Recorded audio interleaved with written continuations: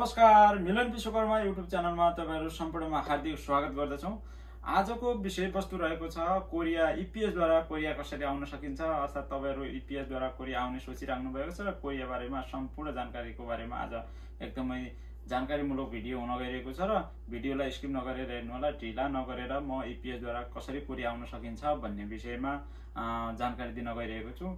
EPS द्वारा Korea आउनको लागि सबैभन्दा पहिला चाहिँ मानसिक तथा स्वास्थ्य रूपमा एकदमै परिपक्व हुनुपर्छ है साथीहरु।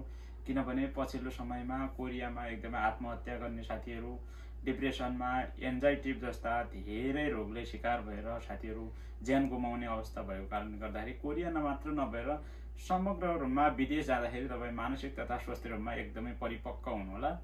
र उमेरको हिसाबले भन्नु पर्दाखेरि 18 वर्ष पूरा भई 39 वर्ष नकटेको भएको खण्डमा तपाई ईपीएस भाषा पढेर कोरिया आउन सक्नुहुन्छ। योग्यताको हिसाबले नेपालबाट ठ्याक्कै तपाईहरुलाई अहिले यति पढेको हुनुपर्छ भन्ने ईपीएस सिस्टममा कुनै पनि योग्यता छैन।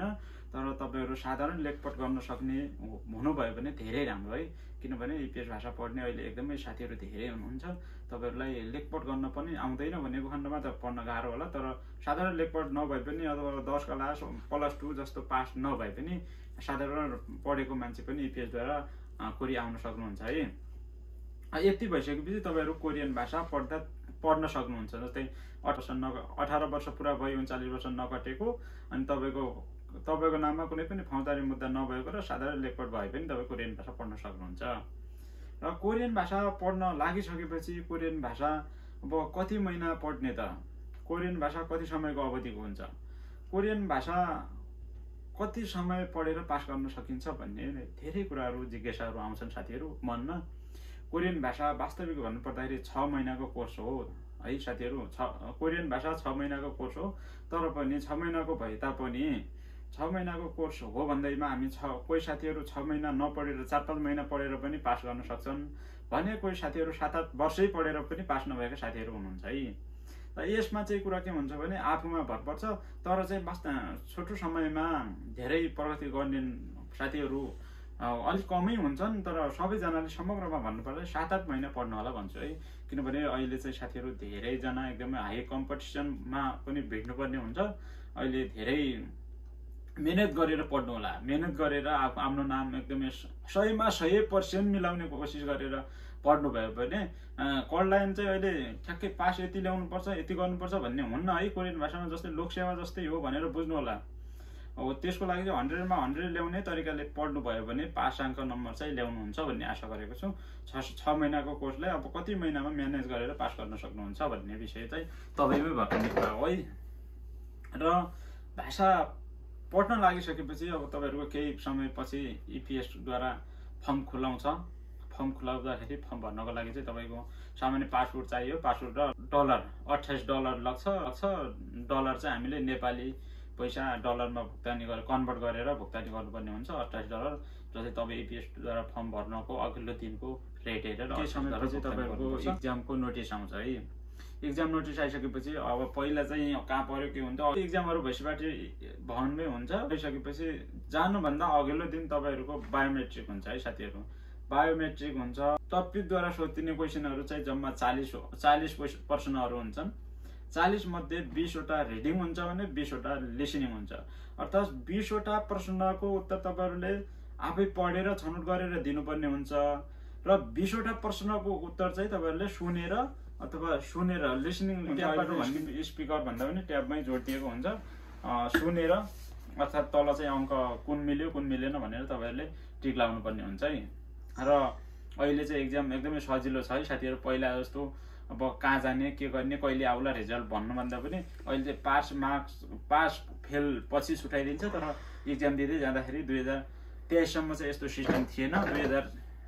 2022 सम्म चाहिँ यस्तो सिस्टम थिएन। 2023 बाट चाहिँ एक्जाम दिइसकेपछि तपाईहरुले ओके भनेर आफ्नो एक्जाम दिएको पेपर सबमिट गर्नुभयो भने त्यो खण्डमा तपाईहरुको रिजल्ट चाहिँ आफै देख्न हुनेछ। कति अंक ल्याउनु भयो भनेर त्यतिबेला देख्न सक्नुहुनेछ। तर पनि अहिले त्यति मिल्दैमा तपाई पास हुनुहुन्छ फेल हुनुहुन्छ भन्ने चाहिँ भन्न सकिन्न है साथीहरु। त्यसको लागि चाहिँ एक्जाम कुर्नै पर्छ, रिजल्ट कुर्नै पर्छ र कति मिल्यो भनेर हेर्न चाहिँ अहिले सजिलो छ। र ईपीएस टपिक परीक्षा दिइसकेपछि तपाईहरुले इपिएस को रिजल्ट आइसकेपछि यदि पास हुनु फेल भएपछि त पुनः तयारी गर्ने के गर्ने त्यो फरक विषय हो।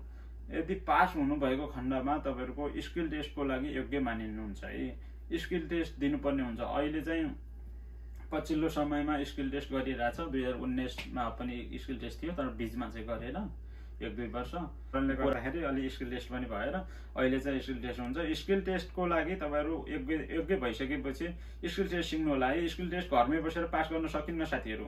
स्किल टेस्टमा पनि धेरै प्रश्नहरु सोधिरा हुन्छ। टपिक भाषा पास गरेर स्किल टेस्टमा फालेका साथीहरु पनि धेरै हुनुहुन्छ है। त्यसैले स्किल टेस्टलाई सामान्य तरिकाले भनेर नलिनु होला। टपिकमा धेरै जना पास गराउने स्किल टेस्टबाट फाल्ने अथवा फेल गराउने गरेको छ। स्किल टेस्टमा चाहिँ तपाईको धेरै कुरा हुन्छ है साथीहरु। सामान्य जस्तै परिचय सोध्छ तपाईहरुको, अनि त्यहाँ सेक्टर पनि हुन्छ। पहिला तपाईले फर्म भर्दाखेरि नै त्यति बेला केमा स्किल टेस्ट दिने भनेर तपाईले फर्म भरेको हुनुपर्छ। जस्तै जोइनिङ हुन्छ, फिटिङ हुन्छ, एसेम्बल र मेजर हुन्छ। त्यो 4 वटा क्याटेगोरी मध्ये तपाईले केमा फर्म भर्ने भनेर त्यति बेला छुट्याएर फर्म भरेको हुनुपर्छ। त्यही अनुसारको तपाईहरुको एक्जाम हुने गर्छ स्किल टेस्टमा। स्किल टेस्टमा तपाईहरुको सामान्य परिचय सोधिन्छ, पिक्चरहरु, अनि तपाईको कलर भिजन पनि सोधिन्छ है साथीहरु। कलर भिजन लगायत ह्यान्ड पावर, ब्याक पावर, अनि तपाईको रिङ पिन जस्ता र तार काट्ने, मेजरमा तार काट्ने हैन, मेजरमा तार काट्ने र पानी भर्ने, फिटिङमा पनि त्यो तपाईहरु यो कुरा चाहिँ सामान्य हो। यो स्किल टेस्टको लागि इन्स्टिट्युटमा जानुभयो भने सिकिहाल्नुहुन्छ। त्यसमा चाहिँ तपाईहरुले चिन्ता गर्नु पर्दैन। इपिएस टपिक र स्किल टेस्ट पास गरिसकेपछि तपाईको चाहिँ अब त्यति गाह्रो चाहिँ हुँदैन है साथीहरु। अब फेरि तपाईको फर्म भर्नु भन्दा पहिला चाहिँ तपाईको मेडिकल हुन्छ है। मेडिकल चेक गर्दाखेरि तपाईहरुको सामान्य चेक जाँच हुन्छ है। इपिएस द्वारा आउँदाखेरि सामान्य जस्तै नाक कान घाँटी लगायतका ब्लड चेक भइहाल्यो।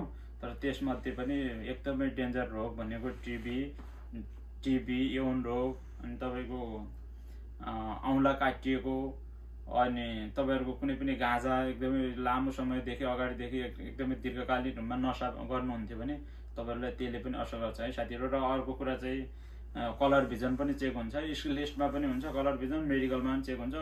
सकेसम्म समय भएको खण्डमा कोरियन भाषा पढ्नु अगाडि नै आफ्नो कलर भिजन र प्री मेडिकल गर्न नबिर्सनु होला। किनभने भोलि इपिएस भाषा टपिक र स्किल टेस्ट पास गरिसकेपछि पनि कोरिया नआउन पाउँदाखेरि मेडिकलमा फालिँदाखेरि साह्रै पीडा हुन्छ है साथीहरु। र तपाई मेडिकलमा पनि फिट भइसकेको खण्डमा जब एप्लिकेसन फर्म भर्न पाउनुहुन्छ है।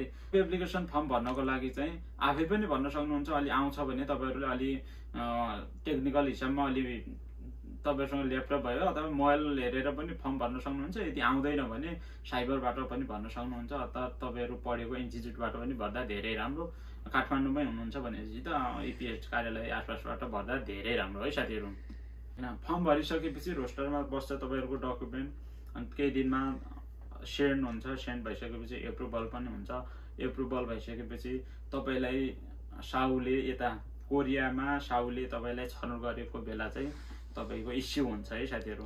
इस्यु भएको केही समय अथवा 1-2-4 एलसी पनि आउँछ। एलसी अथवा 4-5 दिनपछि तपाईहरुले सीसीबीआई साइन पनि देखाउँछ। यो खासमा त्यति तपाईहरुलाई गाह्रो हुँदैन। गाह्रो भनेको सबैभन्दा भाषा टपिक र स्किल टेस्ट पास गरिसकेपछि बाँकी प्रक्रिया साथीहरुबाट पनि सिकिहाल्नुहुन्छ। र एकदमै इपिएसको बारेमा चर्चा परिचर्चा छ नेपालमा, त्यति गाह्रो हुँदैन है।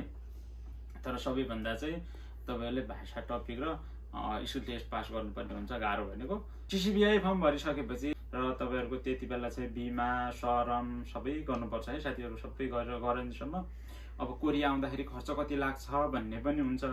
कोरिया आउँदाखेरि खर्च ठ्याक्क यति लाग्छ चाहिँ भन्न मिल्दैन है साथीहरु। तर मोटामोटी हिसाबमा भन्नु पर्दाखेरि 2,50,000 देखि 3 लाखसम्म लाग्छ होला। किनभने जस्तै हाम्रो बिमा गर्नु पर्यो, शरम गर्नु पर्यो, मेडिकल भयो, तपाईको 5-7 महिना पढ्नु पर्यो, सबै खर्च जोडेर अहिले चाहिँ ठ्याक्क यति लाग्छ चाहिँ भन्न मिल्दैन। किनभने 2022 मा आउने साथीहरुले 1,60,000 प्लेन टिकटको मात्र तिरे। अहिले एकदमै कमै छ है।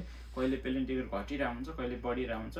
तर तपाई एकदमै खर्च म्यानेज गरेर पढ्नु भयो भने अरु देश भन्दा कोरिया आउन एकदमै कमै खर्च लाग्छ है साथीहरु। त्यही भएर 2 लाख देखि 3 लाखसम्म भयो भने कोरिया आउन सक्नुहुनेछ। र कोरिया आइसकेपछि अब कोरिया त आइयो, कोरिया गएपछि पैसा कति कमाइ हुन्छ होला भन्ने त जिज्ञासा हुन्छ नि साथीहरु है। पहिला पढ्दाखेरि कोरियामा कति कमाइ हुन्छ भन्ने पनि जिज्ञासा हुन्छ है। कोरियामा तलब भनेको बेसिक स्यालेरी भनेको 2,10,000 नेपाली है, 2,10,000 नेपाली, जसमा कोरियन हुन् 21 लाख भनेर बुझिन्छ। अहिले 2025 को बेसिक स्यालेरी 2,10,000 मा तपाईहरुको ठ्याक्कै यति बच्छ भन्न चाहिँ सकिन्न है साथीहरु। किनभने कुनै कम्पनी तपाई साना तथा मजौला कम्पनीमा हामी इपीएस द्वारा कामदार आउने भनेको सानामा पर्नु भयो भने कहिले बिमा पनि तिर्नुपर्ने हुन्छ, खानाको कोही खाना दिने, कोही खाना बस्न पनि दिने, तर काम बढी लाउने खालका पनि हुन्छ भने कोही चाहिँ खाना नदिने, बस्न नदिने, काम ठ्याक्कै 8 घण्टा गराउने, घन्टे ज्याला पनि हुन्छ। त्यस्तो खण्डमा कति बच्छ त्यो आफैमा भर पर्छ। न्यूनतम मोटामोटी भन्नु पर्दाखेरि न्यूनतम एउटा 1,60,000 देखि लगेर 4 लाख सम्म कमाउने साथीहरु पनि हुनुहुन्छ है कोरियामा।